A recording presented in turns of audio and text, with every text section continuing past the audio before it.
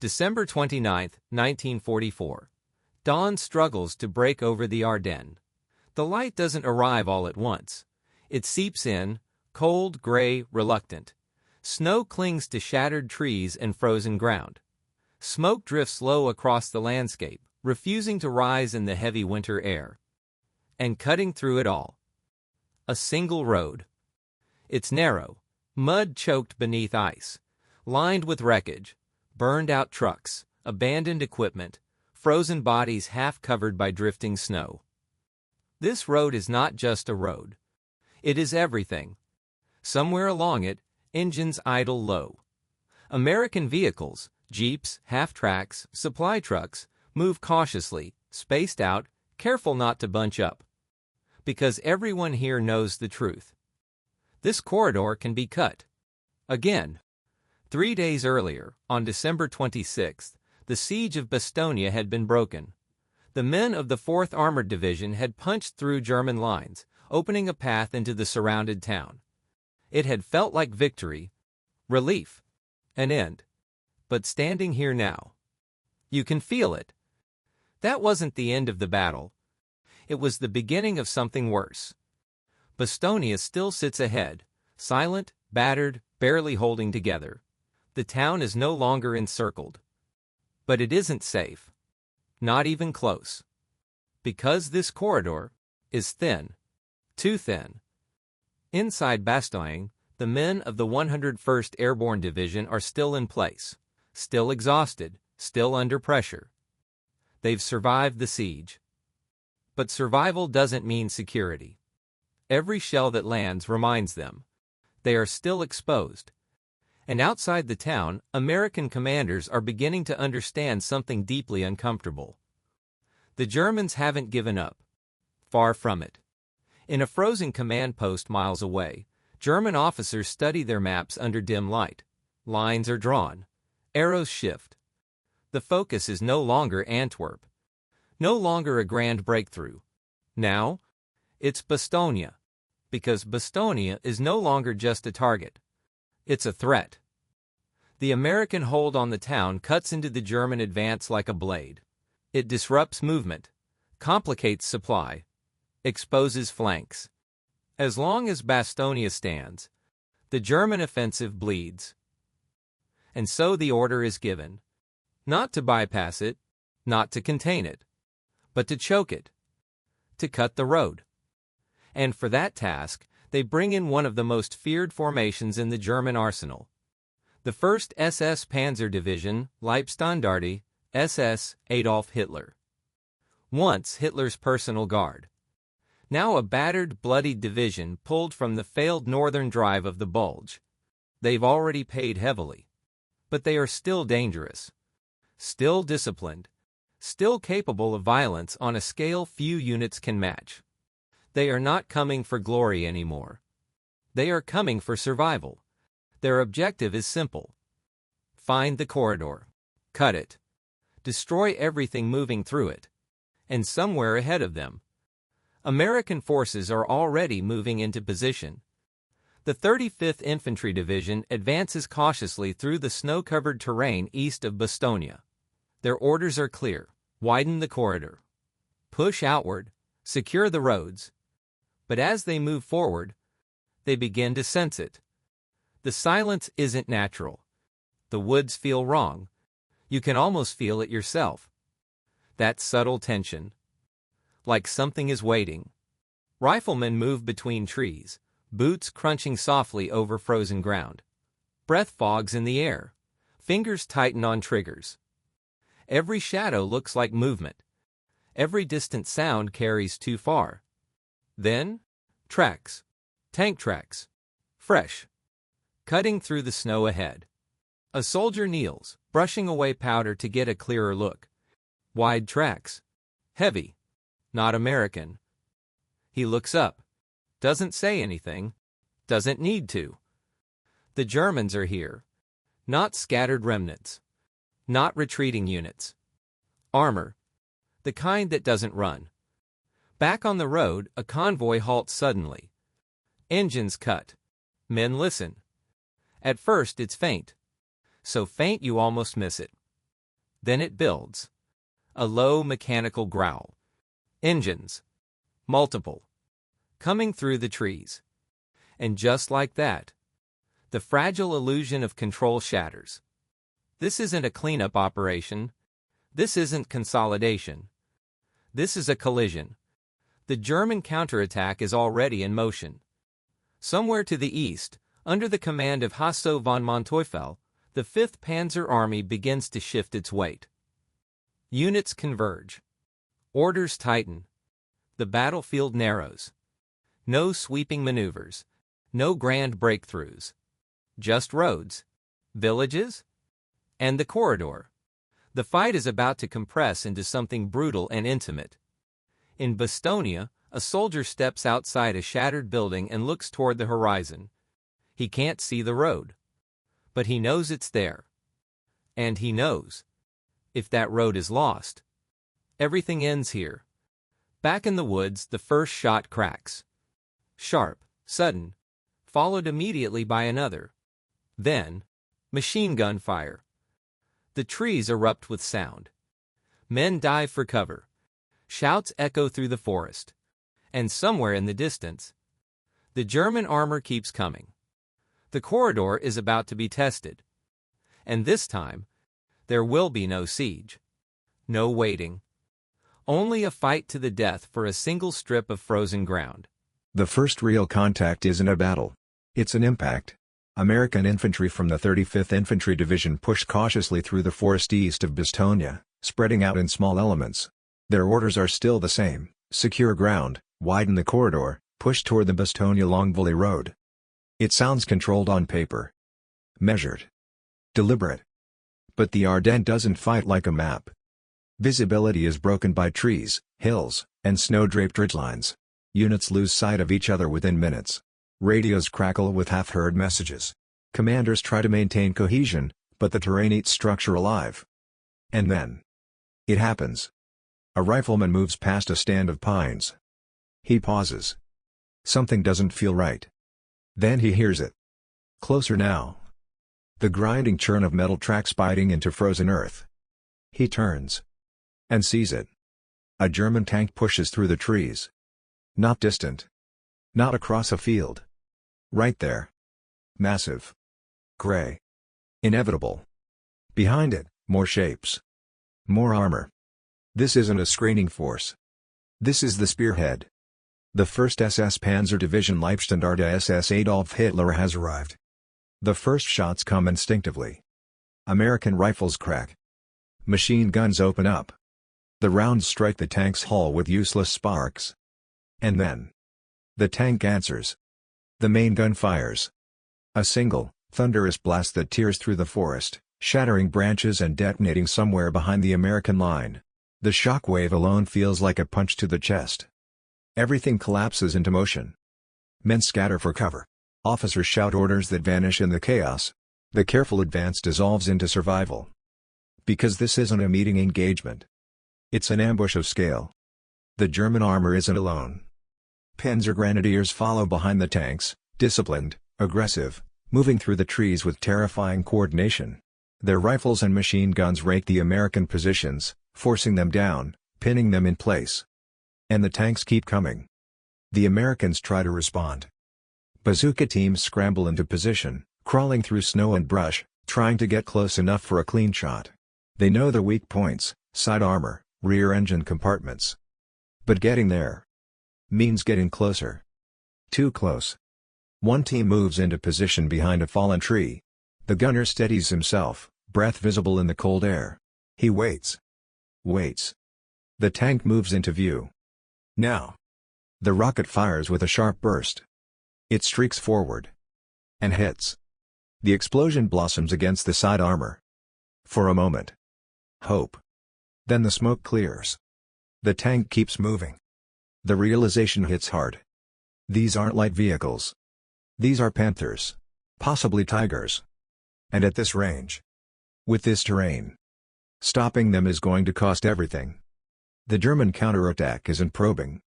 It's pushing. Back on the corridor, American supply vehicles begin to pull off the road.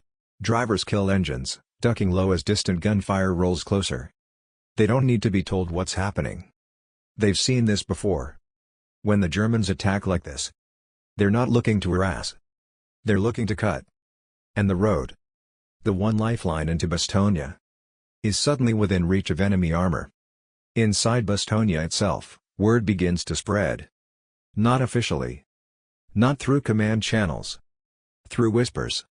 Germans are pushing east of the corridor. Armor. Heavy armor. They're trying to close it again. The men of the 101st Airborne Division don't panic. They've been surrounded before. They know what that feels like. But this time, it's different. Because now they know what's outside. What's coming. Back in the woods, the fight intensifies. American artillery finally begins to answer. Shells whistle overhead, crashing into the advancing German formations. Explosions tear through trees, throwing snow and splinters into the air. For a moment, the German advance slows. But it doesn't stop. Because the Germans aren't trying to hold ground. They're trying to break through. Under the direction of Hasso von Manteuffel, the attack is focused, deliberate. No wasted effort. No hesitation.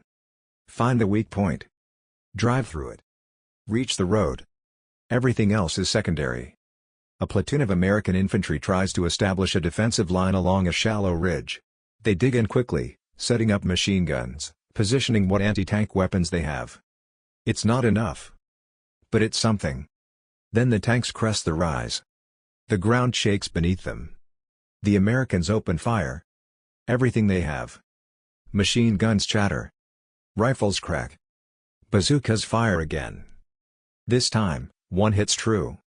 A German tank jerks violently, smoke pouring from its engine compartment. Flames begin to lick upward.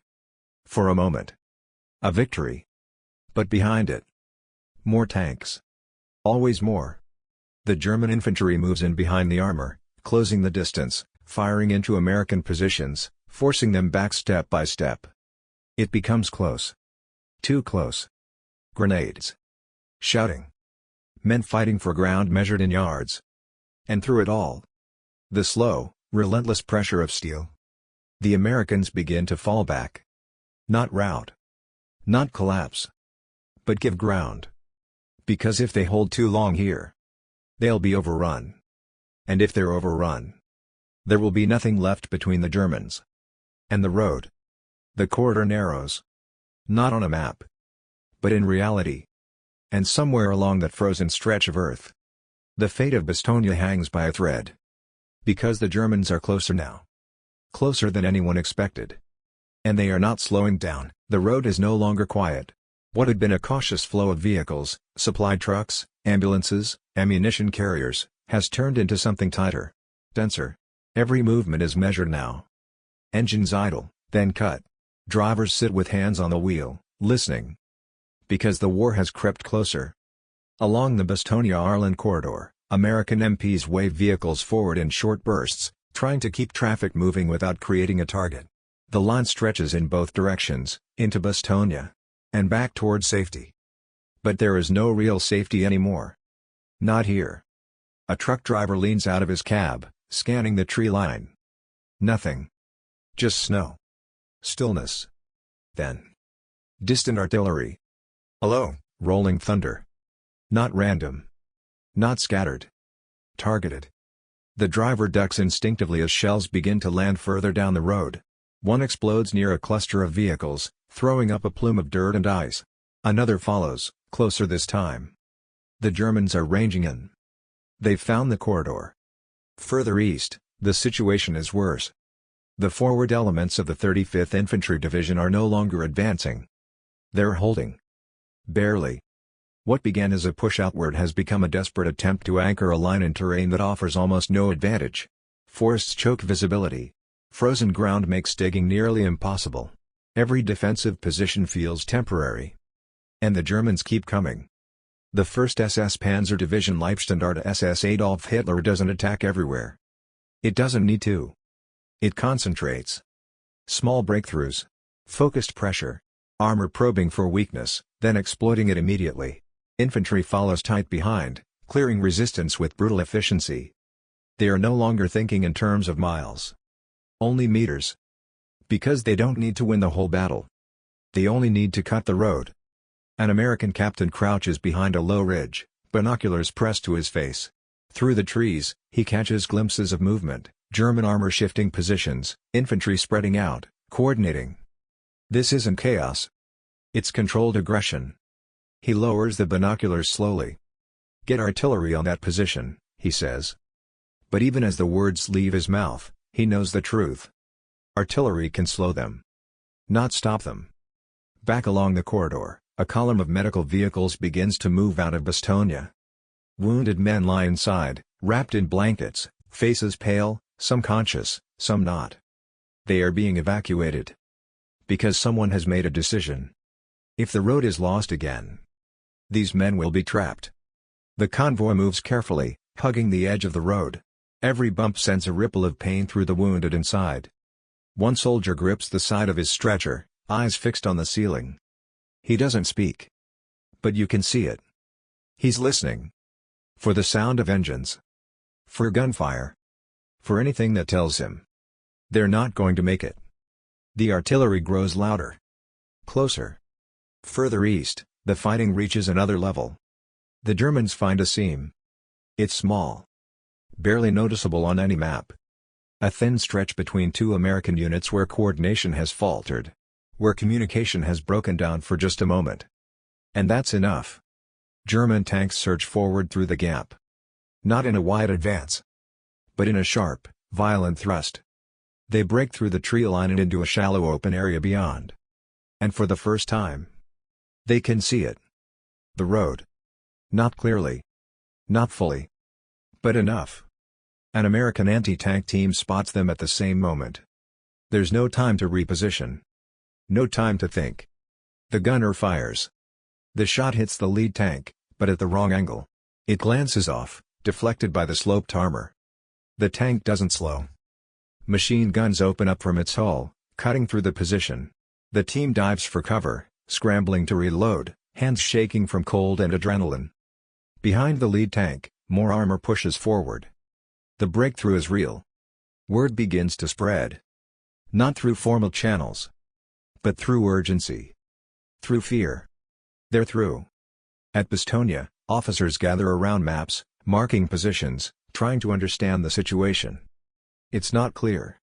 It's never clear. But one thing is certain.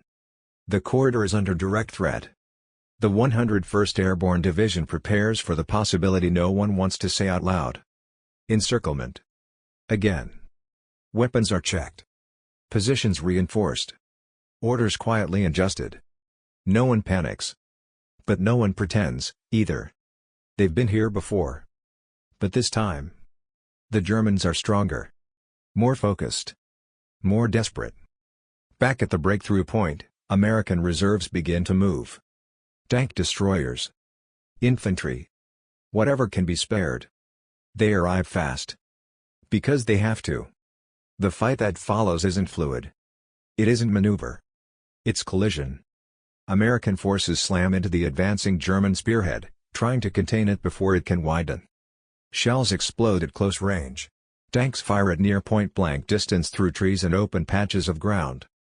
Infantry moves alongside armor, firing, shouting, trying to hold a line that barely exists. The Germans push harder. They know how close they are. And for a moment. Just a moment. It feels like they might succeed.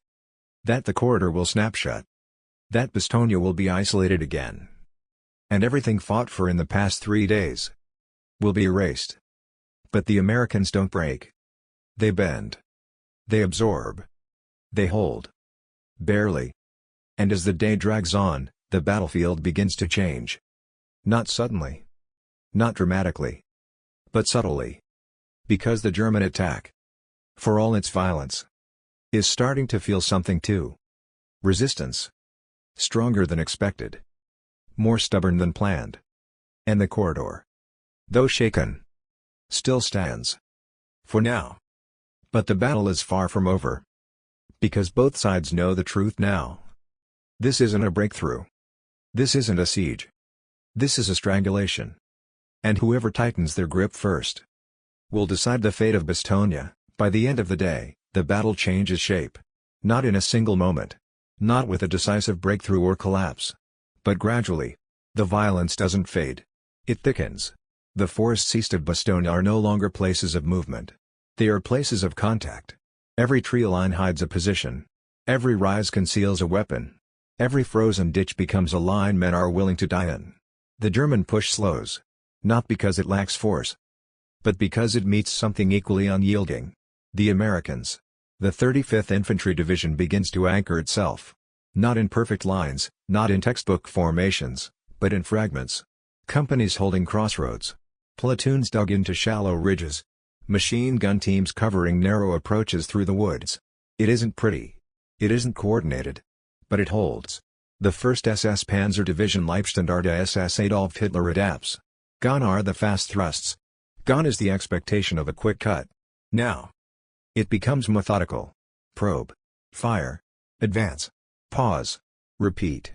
The kind of fighting that drains men faster than any breakthrough ever could. In one frozen village, little more than a handful of stone buildings half buried in snow, American infantry huddle behind walls and shattered windows.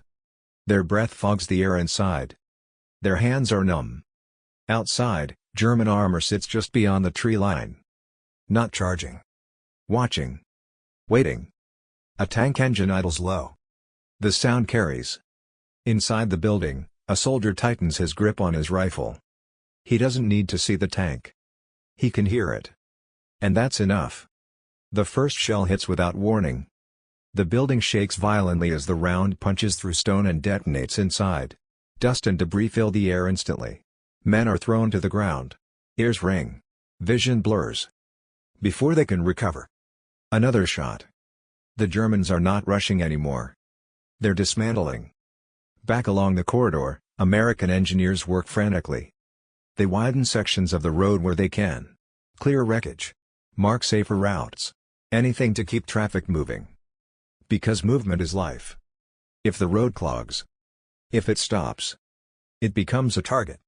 A perfect one. Supply trucks continue to push through. Ammunition. Fuel. Food. Everything Bastogne needs to survive. But every mile feels exposed. At one point, a convoy halts again, this time not from artillery, but from fear. Ahead, someone has spotted movement in the trees. Men dismount. Weapons raised. Silence. Then. A single shot. The woods erupt again. This is how the battle is fought now. Not in sweeping lines. But in sudden, violent bursts. Back at the front, American tank destroyers arrive to reinforce a threatened sector. Low-profile vehicles, fast, designed for exactly this moment. They take position quickly, hulls angled, guns trained on likely avenues of approach. And then. They wait. Minutes pass. Long minutes. Then the trees ahead shift. A German tank emerges. The gunner doesn't hesitate. Fire. The shell slams into the tank's side, this time at the right angle. The impact is decisive. The German vehicle erupts into flame. A cheer almost rises. But it dies quickly. Because behind it. More armor. Always more. The exchange becomes relentless. Shot after shot. Hit and return fire. Armor against armor, with infantry caught between. Casualties mount. On both sides. But something else is happening now. Something quieter. The German attack is losing momentum. Not collapsing. Not failing. But slowing. Fuel is limited. Ammunition is not endless. Crews are exhausted. And every meter forward costs more than the last. On the American side, it's no easier. Units are stretched thin. Communication is fragile. Men are running on fatigue and instinct. But they have something the Germans don't. A line behind them. A road. A purpose that doesn't change. Hold. Inside Bastogne, the reality is beginning to settle. The town is not under siege anymore. But it is not safe. Officers move through positions, checking on men, adjusting defenses. Artillery units recalibrate their fire, now supporting the fight outside the perimeter instead of just defending within. And the men. The ones who survived the siege. Watch the horizon again. Because they know. The battle came back. And it's not going away. Somewhere along the line, a German officer studies his own map. The objective hasn't changed. The road. But the path to it is no longer clear. Every attempt meets resistance. Every push is answered. The Americans are not breaking. And time is beginning to matter. Because every hour that passes gives the Allies something the Germans are running out of. Strength. Reinforcements continue to flow down the corridor. More men. More guns. More armor. The longer the road stays open, the harder it becomes to close. And the Germans know it. The battle is no longer about striking fast. It's about enduring longer. And in that kind of fight, even the strongest units can begin to crack. Night begins to fall again over the Ardennes. The cold deepens. The sounds of battle fade slightly. But never disappear. Because neither side is done. Not yet. The corridor still lives. But barely. And tomorrow will decide whether it stays open or disappears under snow, steel, and silence. Night doesn't bring relief. It brings cold. The kind that seeps through layers of wool and leather, through boots and gloves, into bone. Weapons freeze. Fingers stiffen. Breathing hurts. And still, the fighting continues. Not in sweeping assaults, but in fragments. A flare rises somewhere in the darkness, casting a pale green glow over the trees. For a moment, the battlefield is visible again. Broken vehicles, churned snow, men crouched behind whatever cover they can find. Then the light fades. And the night closes back in.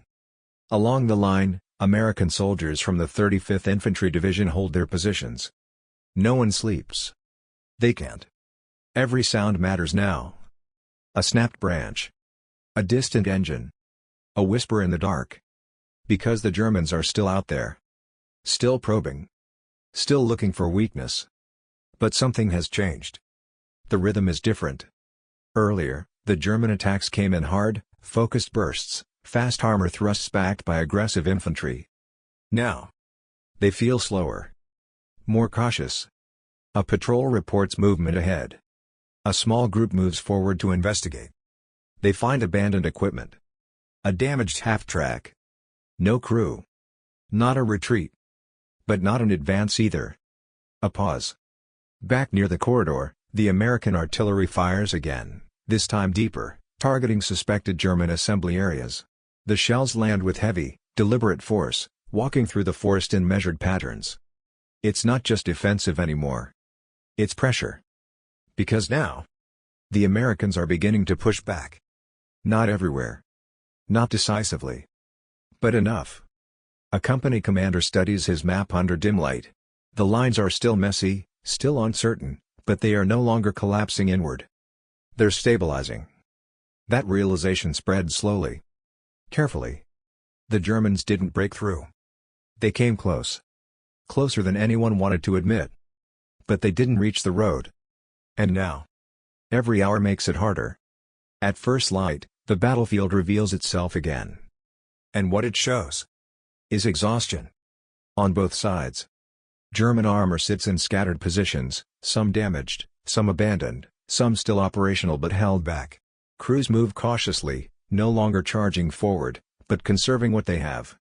The 1st SS Panzer Division Leibstandarte SS Adolf Hitler has not been destroyed. Not even close. But it has been slowed. And in this phase of the war, that matters. Because time is no longer on Germany's side. Fuel shortages grow worse. Ammunition runs low. Replacement crews are scarce. Every tank lost now is not easily replaced. And every failed attack costs more than it gains. American forces begin to probe forward again. Carefully. A platoon advances through the same forest where they were driven back just hours earlier. This time, they move with more support, artillery already ranged in, tank destroyers covering likely approaches. They expect resistance. But what they find is less than before. A few scattered shots. A brief exchange. Then silence. The Germans have not vanished. But they have pulled back from the most exposed positions. Not in defeat. But in recognition. The attack has reached its limit. Back on the corridor, traffic flows more steadily now. Still cautious. Still tense. But moving. Supply trucks roll through. Reinforcements arrive. Wounded are evacuated. The road lives.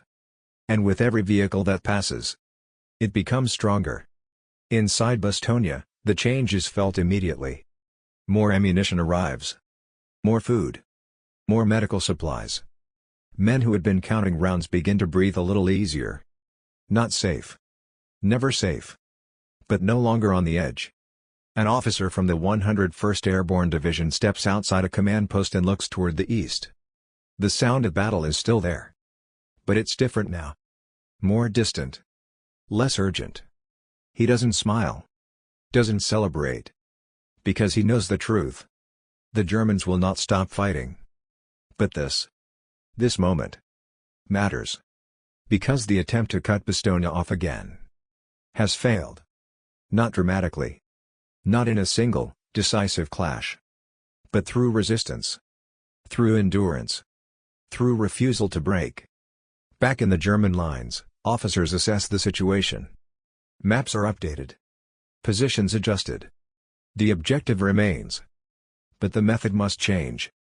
Because the window, the narrow opportunity to strangle Bastogne, is closing. And soon, it will be gone entirely. The battle doesn't end here. But something shifts. The momentum. And once that turns, it rarely turns back. The snow keeps falling. Light at first. Then steady. It settles over everything, the burned-out vehicles, the shattered trees, the frozen ground where men fought and fell. It softens the edges of the battlefield, covering the scars just enough to make them look distant. But nothing here is distant. Because what happened in these woods, in these villages, along that narrow stretch of road, still lingers. The corridor into Bastogne remains open. Not wide. Not secure in any comforting sense. But alive. And that changes everything. In the days that follow, the Americans begin to push outward with more confidence. Reinforcements arrive in greater numbers. Artillery becomes more coordinated. Armor moves forward with purpose instead of hesitation. The fragile defensive posture begins to shift into something stronger. Control. The 35th Infantry Division continues to expand its hold east of Bastogne, linking more securely with other American units. What had been a thin, vulnerable corridor becomes something more substantial. Still contested. Still dangerous. But no longer on the brink of collapse. And the Germans. They feel it. The 1st SS Panzer Division Leibstandarte SS Adolf Hitler is still in the field. Still capable. Still lethal. But it is no longer striking. It is reacting. Pulled into a fight it can't dominate. Forced to hold ground instead of taking it. And that is not what it was meant for. The division had entered the Ardennes offensive as part of something ambitious. Something decisive. A push toward Antwerp. A gamble that could change the course of the war. Now, it fights for roads. For villages. For inches of frozen ground that no longer lead anywhere. The shift is unmistakable. Back in Bastogne, the men of the 101st Airborne Division begin to emerge from what feels like a long, suspended moment. They move through the town, past buildings reduced to shells, past vehicles buried under snow, past positions they held when they thought they might never leave. Some of them look toward the east. Toward the corridor. They know what was at stake. Not just survival. But isolation. Because being surrounded once is something you endure. Being surrounded again, after you've already been saved, that's something else entirely. And it didn't happen. Because the road held. Because men who were already exhausted, already tested, refused to give ground when it mattered most. Not in one moment. Not in one heroic charge. But in hours. In decisions. In resistance that never quite broke. The German attempt to strangle Bastogne again doesn't end with a dramatic collapse. There's no single point where everything stops. It fades. Pressure eases. Attacks grow smaller. More cautious. Until eventually, the effort is no longer an effort. And Bastogne still stands. For historians, this phase of the battle often hides in the shadow of what came before. The siege. The encirclement. The relief. Those are the moments that define memory. But this is where the outcome settles. Because relief alone doesn't secure victory. Holding what you've gained does. And that is what happened here. The attempt to cut the corridor failed. Not because it wasn't dangerous. Not because it wasn't close. But because it met something it couldn't overcome. Time. Every hour the road stayed open brought more strength to the American side. More supplies. More men. More firepower. And every hour cost the Germans something they couldn't replace. Momentum. The Battle of the Bulge doesn't end here. Not yet. But after this, it begins to turn. Slowly. Inevitably. Because the last real chance to isolate Bastogne. To undo the relief. To reclaim control of that critical ground. Is gone. And with it. So is something else. The belief that the offensive can still succeed. The snow continues to fall. Covering the battlefield. Softening the scars. But beneath it, the truth remains. December 29, 1944. Bastogne had been relieved. But not saved. Until this, the silence doesn't come all at once. It creeps in. First, the artillery becomes less frequent. Then the bursts of machine gun fire fade into isolated cracks. Engines that once growled through the forest go quiet, one by one. And finally, there are moments. Moments where nothing moves. In the Ardennes, that kind of silence feels unnatural. Almost wrong. Because for days, this place has been defined by pressure, constant, grinding, unrelenting. The sense that something was always about to snap. But it didn't. And now, in the stillness, you begin to understand what that means. The corridor into Bastogne is no longer just a road. It is a statement. A line that held. A refusal that mattered. American engineers widen it further now, working in daylight with less fear of immediate attack. More vehicles pass through than ever before, columns of armor, fresh infantry, long lines of supply trucks stretching back toward the west. The lifeline is no longer fragile. It's becoming permanent. And with that permanence comes something else. Confidence. For the first time since the German offensive began, the Allies are no longer reacting. They are preparing to take back control. Across the front, units begin to shift. Plans are redrawn. Orders change tone. The question is no longer can we hold? It becomes, how far can we push? Back in the German lines, the change is just as real. The 1st SS Panzer Division Leibstandarte SS Adolf Hitler receives new instructions. Not to break through. Not to cut the road. But to stabilize. To hold what remains. It's a quiet admission. One that doesn't appear in speeches or proclamations. But every soldier feels it. The attack is over. What remains is survival. For a division that once led the spearhead of an offensive aimed at Antwerp, this is a transformation. Not dramatic. But absolute. And behind it all stands a larger truth. The Ardennes offensive was built on speed. On surprise. On momentum. It depended on breakthroughs that could not be stopped once they began. But Bastogne, and this road, did something unexpected. They slowed it. And once the offensive slowed, it began to die. Not instantly. Not cleanly. But inevitably. Because in modern war, momentum is everything. And once you lose it, you rarely get it back. The men who fought here don't speak in those terms. They don't think in strategy or doctrine. They remember something simpler. The cold. The fear. The sound of engines in the trees. And the feeling that if they gave way, even a little, everything behind them would collapse. So they didn't. They held ground that wasn't ideal. They fought in conditions that offered no advantage. They faced armor with weapons that barely seemed enough. And still, they held. Not because it was easy. Not because it was certain. But because it was necessary. In the years after the war, Bastogne would become a symbol of endurance, of defiance, of the famous stand during the siege. But this quieter, harsher chapter often fades into the background. The days after the relief, when the outcome was still uncertain, when the road could still be lost, and when the war in the Ardennes could still have turned in a different direction. It didn't. Because the Germans came back. And they failed. Not in a single dramatic defeat. but in something far more final. They failed to finish what they started. And in that failure, the Battle of the Bulge began to unravel. The snow continues to fall over Bastogne. But now, it falls on a battlefield that has changed. Not because the fighting has ended, but because the outcome has shifted. The corridor is no longer in question. The town is no longer in danger of isolation. And the offensive, once so bold, is now running out of time. This is where it happens. Not in a grand breakthrough. Not in a famous speech. But on a road. In the snow. Where one side tried to close a lifeline. And the other refused to let it die.